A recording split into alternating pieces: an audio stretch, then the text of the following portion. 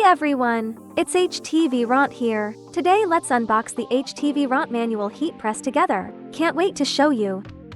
Inside the box, you'll find an instruction manual, an independent control pad, and the machine itself.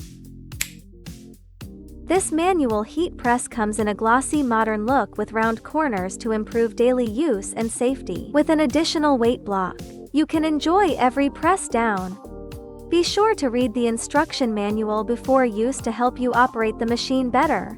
Connect the remote control to the machine.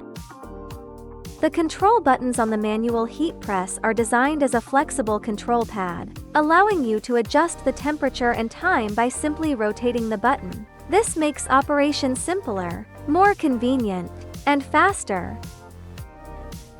Let's take a look at the heat press part. The heat plate can rotate 180 degrees left and right, ensuring your material won't be affected during the heating process. With the adjustable pressure regulator, you can manually control and adjust the pressure for different objects. Let's heat press with the manual heat press together. After setting the time and temperature, wait 3 seconds or press the temp button to heat up. Let's see how well it works with heat transfer vinyl.